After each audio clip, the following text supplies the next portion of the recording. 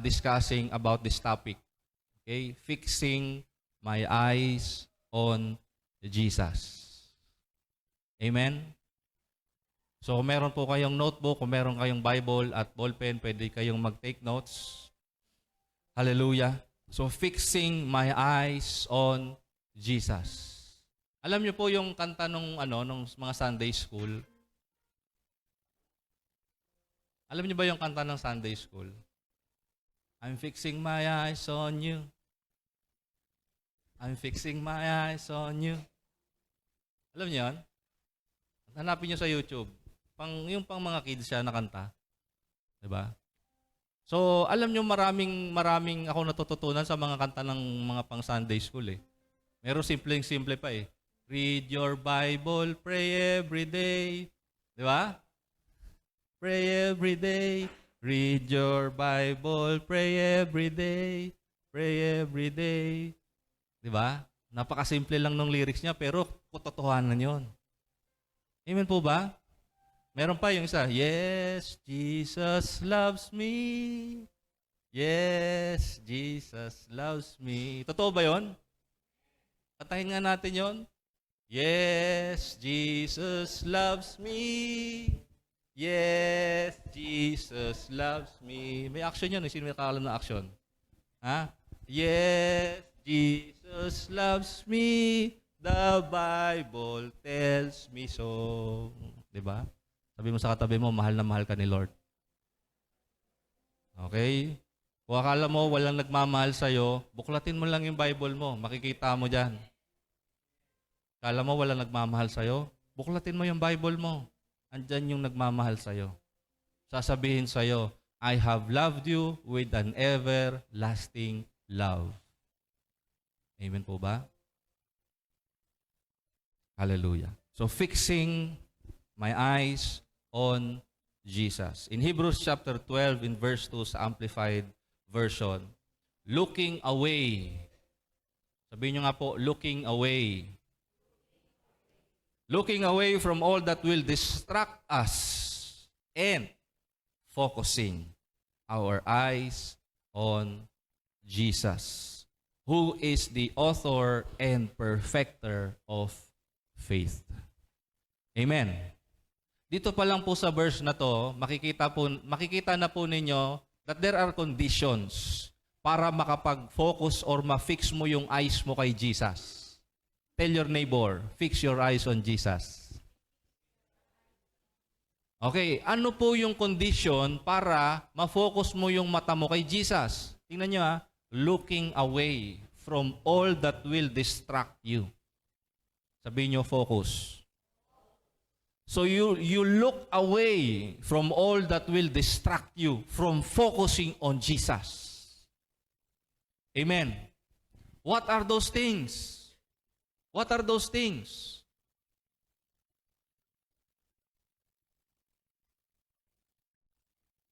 What are those things? Pinag-aralan natin ng mga nakaraan.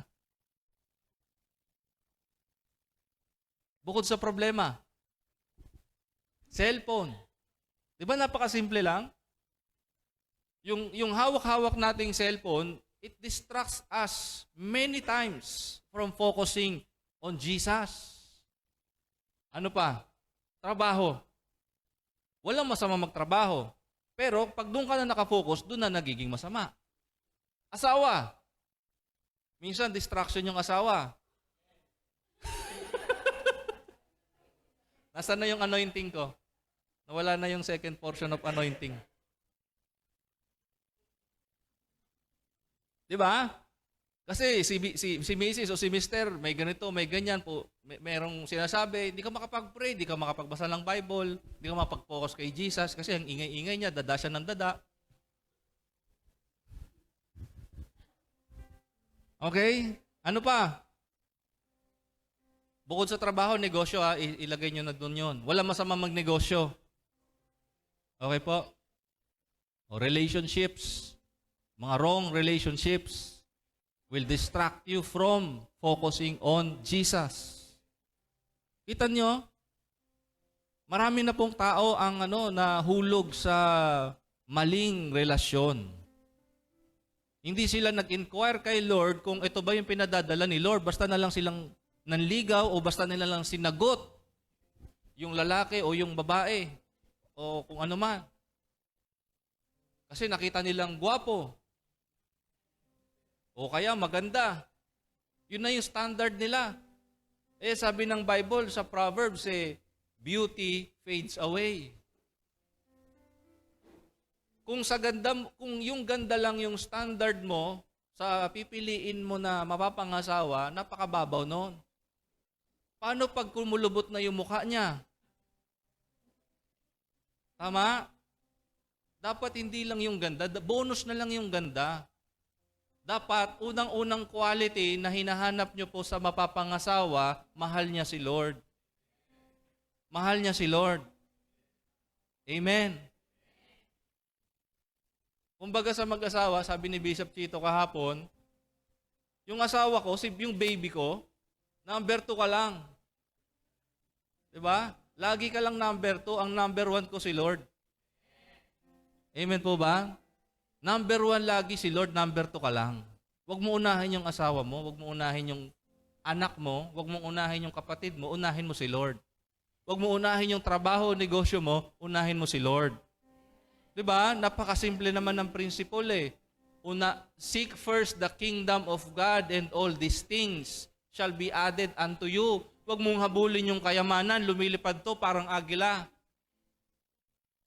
Nasa Proverbs po yun. Pag hinahabol mo yung yaman, pag hinahabol mo yung success lumalayo sa'yo. Kasi ang nagbibigay ng success si Lord. Promotion comes from the Lord. Po ba? Oo, nagsisipag. That's good. Nire-reward ni Lord ang diligence, ang kasipagan, ang pagsisikap. But most of all, God rewards those who seek Him diligently. Naunawaan niyo po ba ako? God rewards those who seek Him diligently. Amen. Iba pag ang reward galing kay Lord. Pero yung reward na makukuha mo dahil lang sa sariling sipag mo, pagod ka. Pero yung reward na makukuha mo kay Lord, walang pagod. Dumadating lang. Hello? Sabi mo sa katabi mo, unahin mo na kasi si Lord. Unahin mo si Lord. Okay.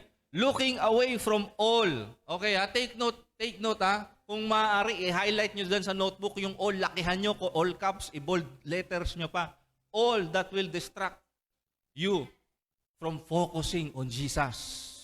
From fixing your eyes on Jesus. Naunawaan po ba natin?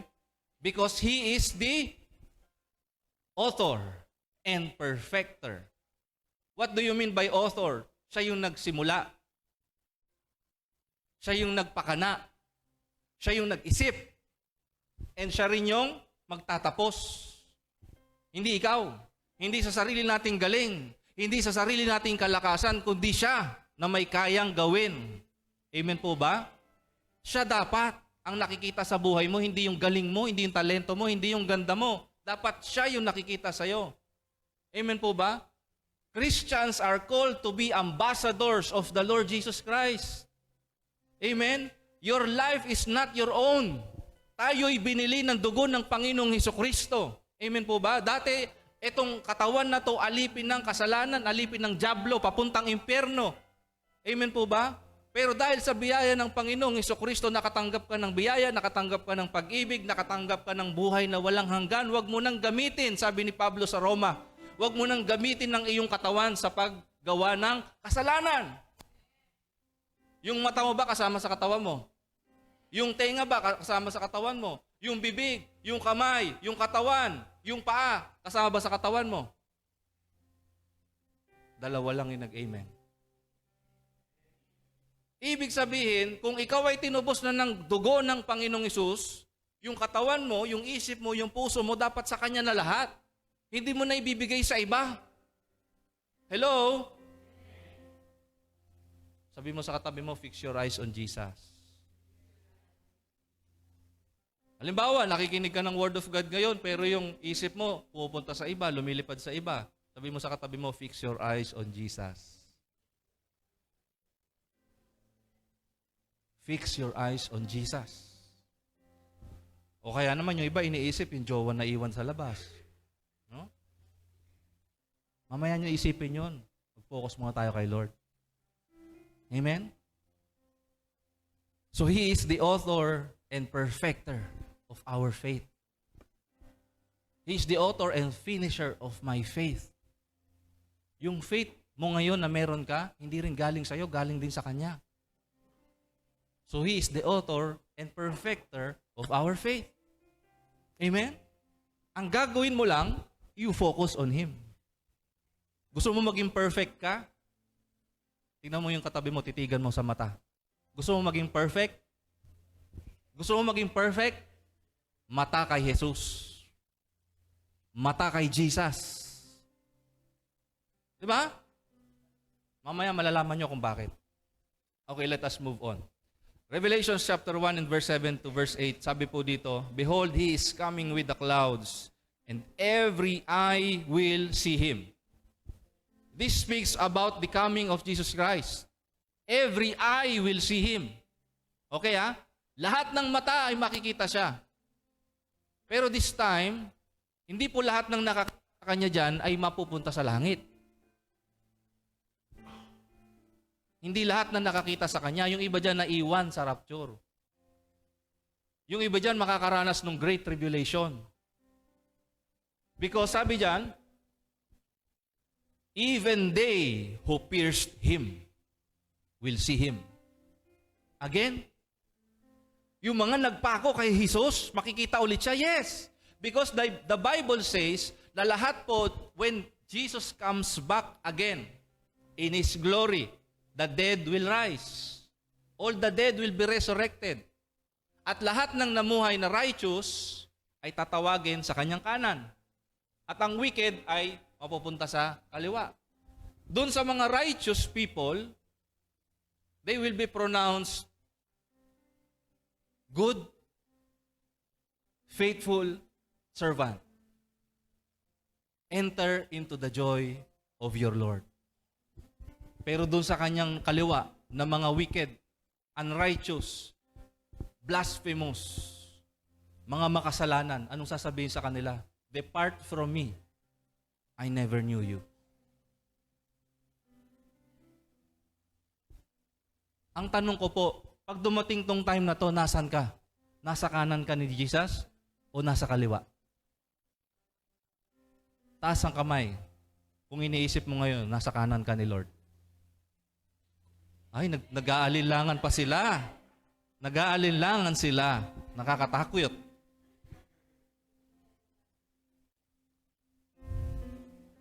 Ang nasa kanan yung ligtas. Yung nasa kaliwa yung hindi. Nasaan ka? Nasa kanan, nasa kaliwa? Taas ang kamay ng nasa kaliwa.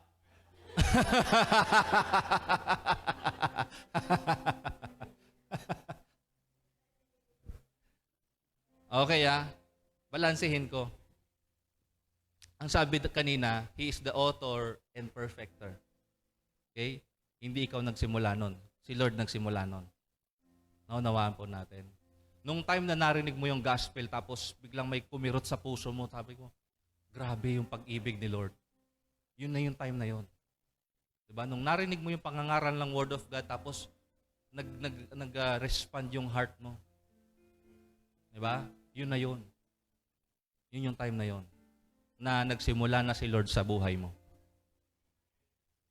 Pero hindi ibig sabihin na tinanggap mo na si Lord sa buhay mo, nandoon ka na sa perfection. Kaya nga ang sabi kanina, perfecter. So, day to day, pinaperfect ka niya. Dinadaan ka niya sa mga pagkakataon, sa mga pangyayari na it will move you into perfection. Because He wants you to be perfect just like Him. Amen? He wants you to be perfect just like Him. Okay. So, sabi rito, all the tribes of the earth will mourn because of Him. Magtatangis daw yung mga tao dahil sa Kanya. Bakit? Kasi andyan na yung judgment sa kanila. Okay? Now, sabi niya, nung bumaba with the clouds, Sabi niya, I am the Alpha and the Omega. I am the beginning and the end, says the Lord. So Jesus is the Alpha and the Omega. Jesus is the Alpha and the Omega. Ano ibig sabihin ng Alpha? The Alpha is the first letter in the Greek alphabet. And Omega is the last letter of the Greek alphabet. Nasaan na yung next slide natin? Jesus is the Alpha and Omega. Amen po ba? The author and finisher. The first and the last. The beginning and the end. But take note, hindi lang po siya yung beginning and end. He is also the God in the middle. Hindi kanya iniwan ngayon kasi nandoon siya sa simula at sa katapusan. No, He is also the God of the now. Amen? Kaya nga, isa sa pangalan po niya ay Emmanuel. The God who is with us. The God who is with you now. He is not a God who is far from you. He is the God who is with you. He is the God who is in you. He is the God who dwells in you. Nasa sayo. Ang Diyos na lumalang ng langit at ng lupa ng buong universe. Amen? Hindi ka ba na-amaze doon? Hindi ka ba na-amaze na yung Diyos na lumikha ng langit at ng lupa ay nasa sayo, kasama mo lagi, araw-araw? Hindi ka ba na-amaze doon? Hello? In Isaiah chapter 46 verse 9 to 10, remember the former things of old, for I am God and there is no other. Walang ibang Diyos na katulad ko, sabi niya. Amen? Walang ibang Diyos na katulad niya. I am God and there is none like me, declaring the end from the beginning. He declares the end from the beginning. Okay. I will communicate this to you like this. Sabi diyan, He declares the end from the beginning. Ano ibig sabihin nun? Sinasabi na niya kung ano yung mangyayari sa katapusan nung simula pa lang. Alam niyo po ba sa Genesis, mababasa niyo na po doon kung ano yung katapusan ng storya? Basahin niyo po yung Genesis chapter 3 verse 15. Sabi doon sa Genesis chapter 3 verse 15, I will put enmity between you and your seed. Talking about yung seed na yon is the Lord Jesus Christ, stamping on the head of the snake, which is Satan. Amen? Sa Genesis pa lang, pinrophesy na po. Okay, thank you, Kuya Dave. I will put enmity between you and the woman and between your seed. Ang kausap niya po dito yung ahas. Between the seed of the serpent and her seed, which is Jesus Christ. And you, sabi diyan, he shall bruise your head and you shall bruise his heel. Anong ibig sabihin nun? He shall bruise your head, tatapakan kanya. You shall bruise his heel. Makakagat mo yung sakong ng kanyang paa, speaking of his death, the death of Jesus Christ. Amen po ba? He declared the end from the beginning. Genesis is the beginning. Tama po ba? Pag pinag-aralan niyo po yung Bible, Genesis means beginning. Amen po ba? Balik tayo dun sa verse natin kanina. He declares the end from the beginning and from ancient times, things that are not yet done. Bakit nagkaroon ng mga propesiya patungkol sa pagdating ni Jesus for the first time and for the second time? Sa mga books ng prophets, sa Isaiah, Jeremiah, Ezekiel, Daniel, nandoon lahat ng mga mangyayari ahead of time. Nandoon yung prophecy about knowledge increasing. Nandoon yung prophecy about many going to and fro. Diba? Marami yung magpaparoot pa rito. Tingnan nyo ngayon, ang dami na may sasakyan. Paroot pa rito. Amen po ba? Pati mga eroplano sa himpapawid, paroot pa rito. Nakaprophesy na yun sa Bible. Ba't hindi natin paniwalaan yung nakasulat dito? Lahat na po yun, nakasulat na, tapos na dito. Bakit yung ibang Kristiyano nagtataka pa sa nangyayari sa mundo? Hello, nandito na lahat, tapos na. Tapos na. Amen? Kaya pag may nangyayari sa mundo, dapat hindi ka nagpapanik. Amen? Pag may nangyayari sa mundo, sabi ng Bible, look up, for your redemption draws near. Amen? Focus on Jesus. Okay. In Genesis chapter 1 verse 1, tingnan nyo to ha. In the beginning, God. That's the beginning. Nang pasimula ay Diyos. That's the first book and the first verse of your Bibles. Tama po ba? In the beginning, God. Okay, sabihin nyo with me. 1, 2, 3, go. In the beginning, God. Ibig sabihin, walang simula kung wala siya. You will not exist without Him. You will not exist without Him. Your breath comes from Him. Your life comes from Him. Amen? And acknowledge that. Amen? Sa last book of the Bible, the last book and the last verse of the Bible, Revelations. In the book of Revelations, chapter 22, verse 21. Tingnan nyo sa huling pahina ng inyong mga Bible. It's the grace of our Lord Jesus Christ. Si Lord pa rin ba ay nasa katapusan? Si Lord pa rin yung nasa katapusan, tama? So He is the beginning and He is the end. He is the first and the last. At meron po akong gustong i-reveal sa inyo ngayon. Magtatapos ka lang na tagumpay sa pagiging Kristiyano through the grace of our Lord Jesus Christ. Hello? Sa biyaya ng Panginoong Hesukristo. Magiging matagumpay ka lang sa buhay sa biyaya ng Panginoong Hesukristo. Mararating mo yung destiny na inilaan sa iyo ng Diyos sa biyaya ng Panginoong Hesukristo. Naunawaan niyo po ba to? It's not by might nor by power, but by my Spirit, says the Lord. And the Spirit is the Spirit of grace. So the grace will sustain you till the end.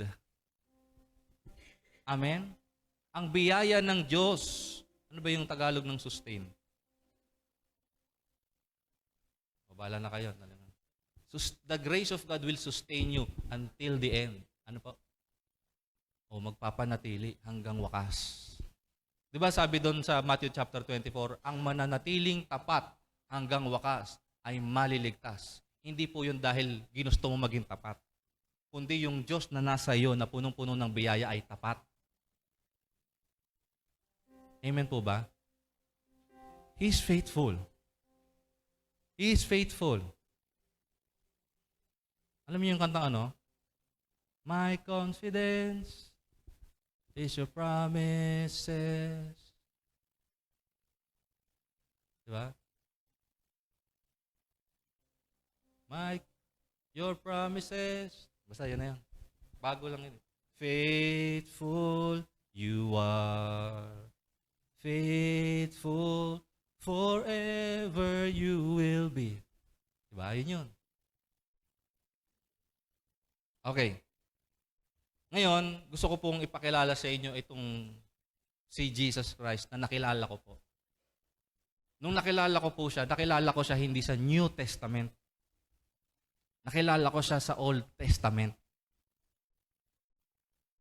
Sa beginning. Doon ko siya nakilala. Pwede ko ba ipakilala sa inyo si Jesus? In the beginning. In Proverbs chapter 8. Verse 12. Sabi diyan, I, wisdom. Ako, na karunungan. Yung wisdom po is a person. Kaya, wisdom is a person. Sabi niya, I, wisdom. Dwell with prudence and find out knowledge and discretion. Verse 14. Counsel is mine and sound wisdom. Sabi niya, I am understanding. I have strength. Amen? Sino ulit yung nagsasalita dito? Sino? Wisdom. Sabi niya, I am understanding. I have strength. Sabi niyo, power. Okay. In verse 17, sabi ni Wisdom, I love those who love me. Amen? And those who seek me diligently will find me. Does it ring a bell? Those who seek me diligently will find me. Does it ring a bell? Does it ring a bell? Sino kaya to? Kung nabasa nyo na yung Bible, alam nyo na kung sino to. Next, verse 18. Tingnan nyo. Riches and honor are with me. Na kanino daw yung kayamanan? At yung kagitingan? Na kanino? Na kay wisdom. Enduring riches and righteousness. Yung yamang nananatili. Verse 23. Okay. Sabi niya, I have been established from everlasting, from the very beginning. Nandoon na daw siya, mula pa nung pasimula. Amen. Before there was ever an earth. Basahin niyo Genesis 1 and verse 1 hanggang verse 2. Sabi doon, in the beginning, God created the heavens and the earth. Ibig sabihin, wala pa yung word na created, nandoon na yung wisdom o si wisdom.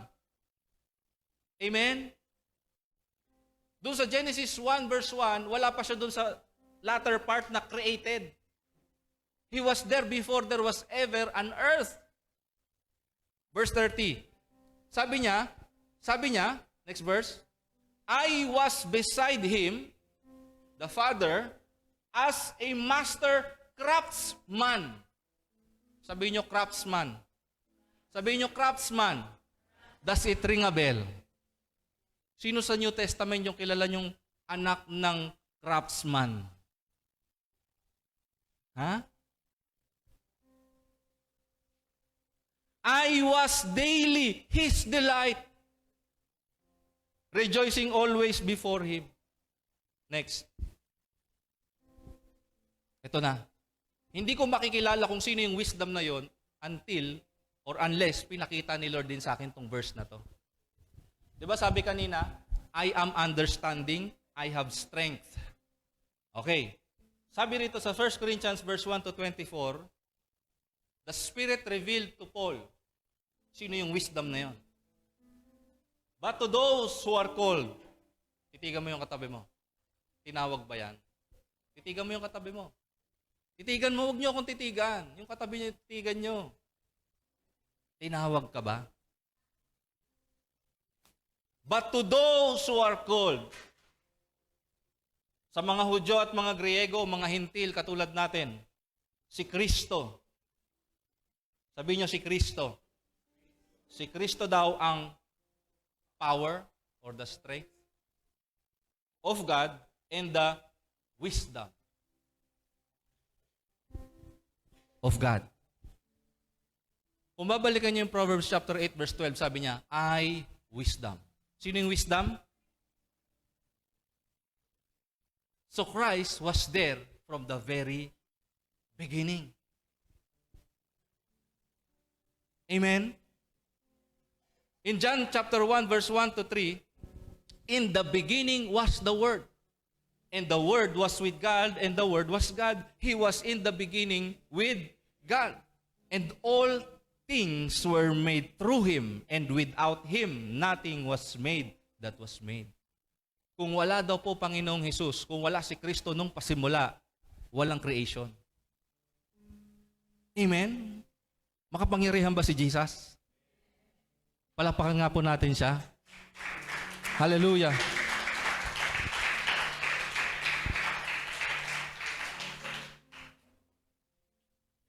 Sabi mo sa katabi mo, fix your eyes on Jesus. He is the Alpha and He is the Omega. Amen. He is the wisdom of God. Amen. Alam niyo po ba, nung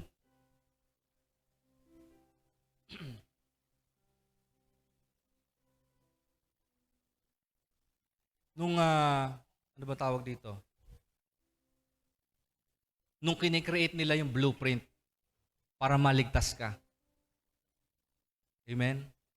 Nung create po ng Father, Son, and Holy Spirit yung blueprint para maligtas ka, nandoon si Jesus.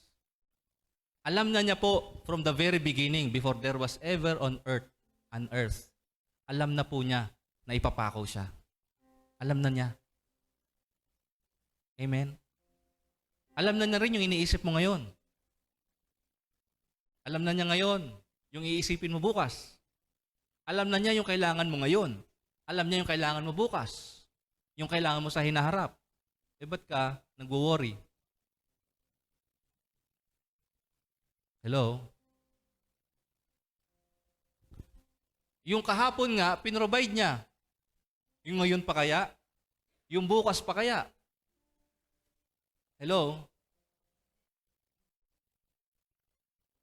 So fix your eyes on Jesus. Fix your eyes on Jesus. Faithful He is in the beginning. Faithful He is in the middle. Faithful He is until the end. Kaya nga, kung babalikan yung Revelations, diba? Who was, who is, and who is to come. Amen? The past, present, and future. Ano pang sabi? Jesus Christ is the same yesterday, today, and forever. Hindi siya nagbabago. Amen po ba? Hindi siya nagbabago. Tayo lang naman pabago-bago. Aatras, aabante. Hi, good morning. Good morning, ADL and then brother and sister. Ayan, glory to God. 'Di ba? Tayong mga tao lang po yung pabago-bago. Nag-start na, tapos mag-move forward, sa atras na naman. Pabago-bago ng isip yung tao. Pero si Lord, hindi nagbabago. He's faithful from beginning until the end. Amen po ba? Hallelujah. So, Jesus is salvation. Kanina po, Jesus is the Alpha and the Omega. Now, Jesus is salvation. Jesus is salvation. Okay, let's talk about this. In Psalms chapter 13, in verse 5, sabi po dito ni David, I have trusted and relied on and been confident in your loving kindness and faithfulness. My heart shall rejoice and delight in your salvation. Amen? Tingnan niyo po yun, isa-isahin natin. Sabi ni David, I trusted, I relied on, and I am confident in what? In who? In God's loving kindness and faithfulness. I trusted, I am confident. Amen? I am relying on your faithfulness. I am relying on your loving kindness. Amen? Sino ba si David nung time niya sinulat niya to? He was already a king. Ang dami niyang army. Ang dami niyang strong men na nakapaligid sa kanya. Basahin niyo yung 1 Samuel chapter 22. Nandoon yung mga magigiting niyang mga mandirigma. Kahit mag-isa lang pumapatay ng daan-daan. Ganun yung mga nakasurround sa kanyang mga warriors. Pero nung sabi ni David, nagtitiwala siya, nananangan siya, at confident siya. Kanino? Hindi doon sa mga taong nakapaligid sa kanya. Kanino siya nagtitiwala? Sa faithfulness ni Lord. Hindi siya nagtitiwala sa lakas ng army niya na ililigtas yung buong Israel sa kamay ng mga kalaban nila. He trusted only in his God. Hello? Hello? Ang sabi niya, my heart. Hawakan niyo nga yung puso ninyo. Hawakan niyo yung puso ninyo. Sabi niyo, my heart. My heart will rejoice and delight in your salvation. Okay. Salvation, next slide, in Hebrew is Yeshua. Amen? Alam niyo na kung saan ako papunta? So salvation in Hebrew, sa salita o sa language ng Hebrew, the meaning of salvation sa English, sa Hebrew ay Yeshua. And Yeshua is the name of Jesus Christ in Hebrew. Amen po ba? So hindi po talaga Jesus yung pangalan ni Jesus. Na-transliterate lang sa English yung Yeshua. But it's the same. Kumbaga, sa Tagalog ay Juan, sa English ay John. Amen? So hindi dapat pagtalunan yan. Ay hindi, dapat tawagin natin siya na Yeshua kasi yan talaga original ng pangalan. No, pareho lang yun, na-transliterate lang. So in Hebrew, salvation means Yeshua. Sabihin nyo nga po, Yeshua. Yeshua. Okay? So yung Psalms chapter 13 verse 5, kung i-revise natin dito sa word na to, next slide, ang ibig sabihin nun, I trust, I rely, and I am confident in God's mercy, loving kindness, and faithfulness. My heart shall rejoice and, kulang ng L, delight because of. My heart shall rejoice and delight because of. My heart shall rejoice and delight because of. Kahit hiwalayan ka ng asawa mo, kahit magrebelde yung anak mo, my heart shall rejoice and delight because of Yeshua. Kahit iwanan ka nung nililigawan mo, kahit hindi ka sagutin nung nililigawan mo, your heart shall rejoice and delight because of Yeshua. Kahit wala kang pera ngayon sa bulsa mo, my heart shall rejoice and delight because of Yeshua. Hindi pa bayad yung upa mo, my heart shall rejoice and delight because of Yeshua. Hindi gumagaling yung sakit mo, my heart shall rejoice and delight in Yeshua. In every situation, your heart should rejoice and delight because of Jesus. Hello! In every season. Amen po ba? Hindi lang pag masaya ka. Si Job nga nawalan ng lahat eh. But in spite of this, anong sinabi niya? Blessed be the name of the Lord. Amen? Lahat na kinuha sa kanya ni Satanas, pero sabi niya, blessed be the name of the Lord. Hindi ka lang kakanta nung, blessed be the name of the Lord, pagka masaya ka. Kakantahin kanta na yon kahit walang-wala ka. Kasi blessed ka pa din eh. Amen? Blessed are those who put their trust in you. Hindi naman sinabi doon na blessed ka kapag marami kang pera. Pag nakukuha mo na yung gusto mo, ang tunay na pinagpala yung nagtitiwala sa Kanya.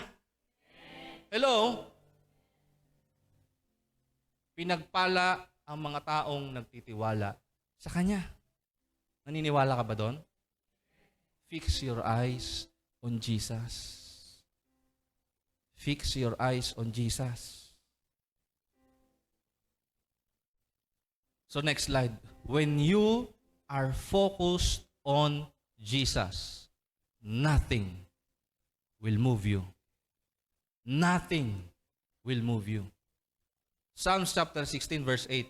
I have set the Lord continually before me. Laging nasa harapan ko si Jesus. Laging nasa harapan ko ang Panginoon. Because He is at my right hand, kasama ko siya.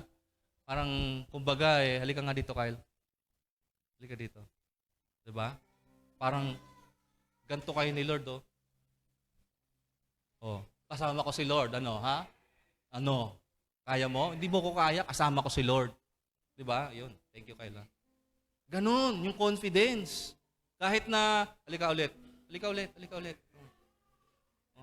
5'6", 5'6", kasama ko si Lord.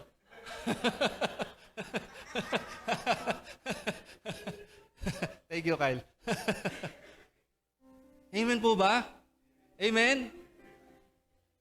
If God is for you, who can be against you? Hello? Kahit yung asawa mo ayaw sumunod sa'yo, matuwa ka kasi kasama mo si Lord. Amen? Dapat ganun, sanggang dikit kayo ni Lord. Amen po ba? In Acts chapter 20 verse 24, dito po si Pablo, he was facing execution na. Alam na po niya, he will face suffering, and in the end, he will suffer execution. Papatay na po siya. Pero ang sabi niya, none of these things move me. None of these things move me. Palalayasin ka na sa bahay mo, none of these things move me. Sagot ako ni Lord. Nor do I count my life dear to myself. Kailangan po yan. Hindi na mahalaga buhay ko basta ako nasa iyo. Hello? Hindi mahalaga na yung mga gusto ko. Hindi na mahalaga kung ako'y nauna doon sa iPhone 16 na pila doon sa Makati. Kahit wala na akong freebies, basta nasa akin si Lord. Alam niyo po ba, nabalitaan ko, mayroon doong mag-asawa. 2 days before, nandoon na sila nakapila. Para lang sila yung unang-una na makakuha ng iPhone 16 dito sa Pilipinas. Grabe, no?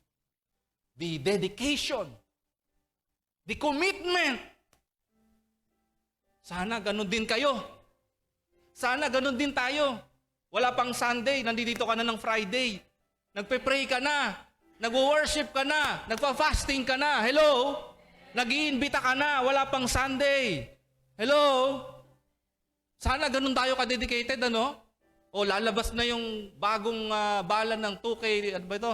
NBA. O lalabas na yung movie ni ganitong artista. Mauuna ka pa doon, o lilipad ka pa from the Philippines to Japan.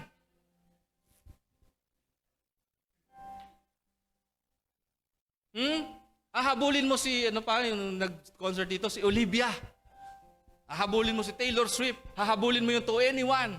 Sino pa bang mga hinahabol ng mga artista ngayon? Di ba, habol ka ng habol sa kanila. Habulin mo si Lord. Ha? Billy?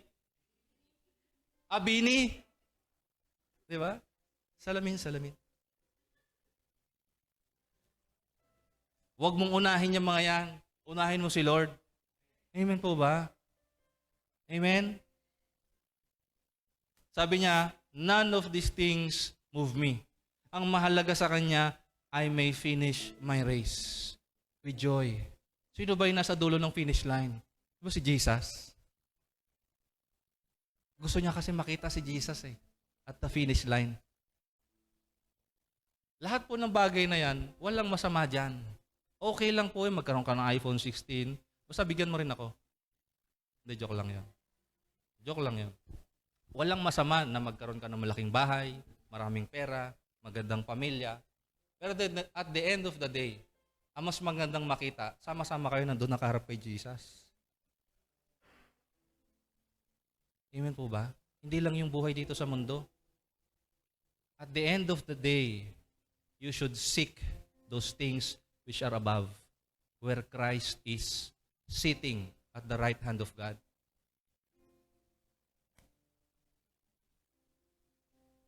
The ministry which I received from the Lord Jesus, and to testify to the gospel of the grace of God. Amen? Hindi lang niya gustong matapos yung takbuhin niya. Gusto rin niya, may makasama siya. He wants to testify. He wants to testify. Tanungin mo nga yung katabi mo, may nasesharean ka na ba? Nakikilala na ba ng ibang tao sa'yo si Kristo? Nakikita ba sa'yo si Jesus? Nahiingganyo ba silang sumama sa iyo sa church? Grabe si Miko, ilang kabataan na yung nadala dito.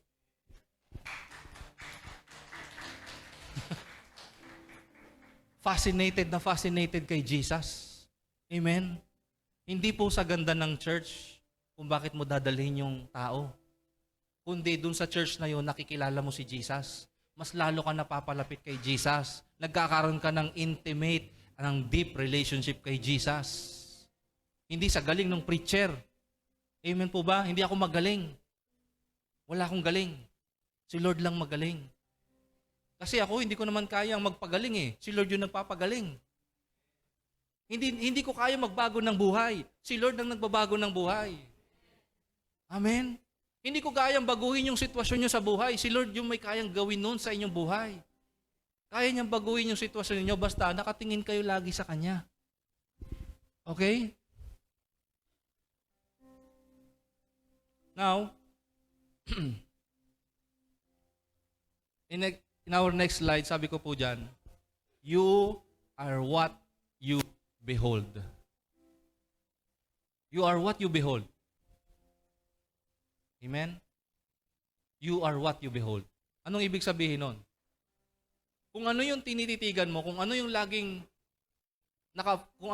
pinofokusan mo, kung saan lagi naka-fixate yung attention mo, nagiging ganun ka. That's what I mean. Naunawaan po natin?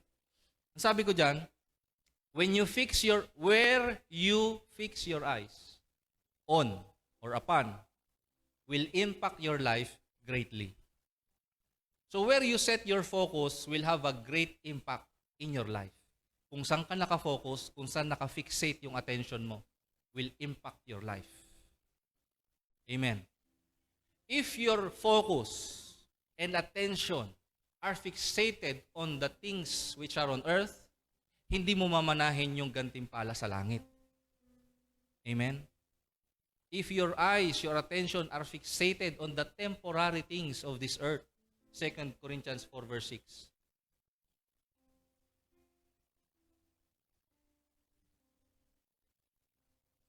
Those things are temporary. Pansamantala lang po yun. 16. Sorry po, 6 ang nasabi ko ata. Yan. Sige, next verse. Meron ba? Sige. Yan. While we do not look at the things which are seen, but at the things which are not seen.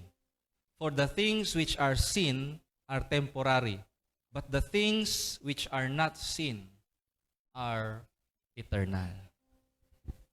Amen. So you should focus, you should fixate your attention on eternal things. Amen po ba? Sabi dito sa Colossians chapter 3 verse 2 sa King James Version. Kasi sa New King James and other translation, set your eyes. Pero when you go deeper, you set your affection. Anong ibig sabihin ng affection? Your heart. Ibuhos mo daw yung pag-ibig mo, yung attention mo. Saan? Sa mga bagay na nasa itaas, kung nasaan si Kristo. You should set your affection on those things, not on the things on the earth. Amen. Fixate your focus, fixate your attention, your energy, your time, your money, and your talents on eternal things. Amen? Nakakatuwa po dahil sino nakapanood ng Olympics? Nabalitaan niyo ba nangyari sa Olympics? How it started and how it ended? It started with blasphemy, but it ended with most of the winners of the Olympics glorifying Jesus Christ. Amen? Kung nakita niyo po yung Olympics. Sabi nga nung iba, Sabi ng ibang mga Christian, ay, hindi na ako manonood dyan. Blasphemy yung simula. Hindi nila alam. May gagawin pala si Lord. All throughout the event, mag-glorify pala si Jesus. Amen po ba? Minsan hindi natin nakikita na kumikilos si Lord eh. Pero tiwala ka lang. Amen? Next verse, 2 Corinthians 3 verse 18. Again, sabi ko kanina, kung saan nakafocus yung mata mo, attention mo, nagiging ganun ka. That's why sabi dito sa 2 Corinthians 3:18, but we all with unveiled face beholding as in a mirror the glory of the Lord. Beholding the glory of the Lord. Sabihin nyo nga po, beholding Jesus. Amen? You behold Jesus, you gaze upon Jesus, you look upon Jesus, you focus on Jesus, you fixate your attention on Jesus. Then, you will be transformed. You will be transformed. Sinong gusto mabago yung buhay niya? Kung gusto mabago buhay mo, you fix or you behold Jesus. You behold Him. Set your affection toward Him. Amen? Pahalagahan mo yung mga bagay na mahalaga sa Kanya. Value the things which He values. Spend time. Amen? Spend time with Him. Spend quality time with Him. In prayer, in reading your word, in fellowship. Amen? Hallelujah. Ito sabi ni David, balik tayo sa Psalms. Even in the grandeur of His kingdom, ang sabi niya, one thing I have desired. Diba napakalaki ng kingdom ni David?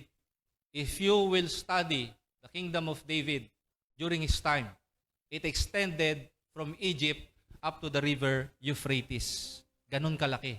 Tingnan niyo yung mapa ng Middle East, ganun kalaki. Yung Israel ngayon napakaliit na lang, pero dati nung namumuno si David, from Egypt hanggang river ng Euphrates, halos kalahati ng Saudi Arabia nasa kanya. Ganun kalaki ang sakop ng Israel. Pero ang sabi niya, one thing I have desired. One thing I have desired. Ano sabi niya? That I will seek. Ano yung hahanapin niya? Yung one thing na yon. Yun yung hahanapin ko. Doon ako magfo-focus. What is that? That I may dwell in the house of the Lord all the days of my life. Tapos, to behold the beauty of the Lord. To behold the beauty of the Lord. To behold the beauty of the Lord. To behold the beauty of the Lord. Sa lahat ng meron siya, marami din siyang asawa during that time. Ang dami niyang pera, ang dami niyang mga alipin. Amen? Madami siyang ginto. Marami siyang kayamanan. Ang lawak ng teritoryo niya, pero sabi niya, one thing I desire. What is his desire? To behold the beauty of the Lord. Sabihin niyo po, intimacy. And to inquire in His temple. And that's prayer. Amen? Intimacy and prayer. Now, next slide. God is search for people like David. God is searching for people like David. Naghahanap po siya. Hindi po ginagawa ni Lord na yung tao ay automatic, intimate sa Kanya. No. He is looking for. Amen? He is looking for people. He is looking for an individual whose desire is to capture the heart of God.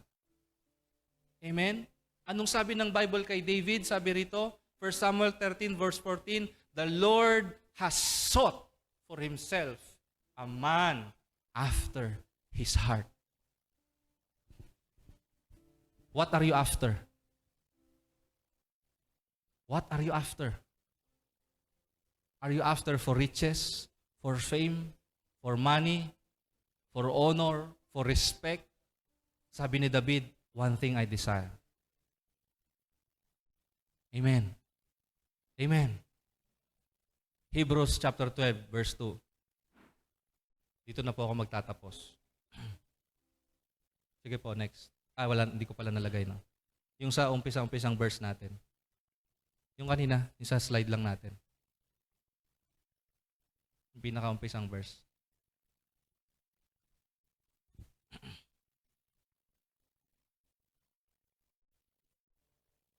Yan.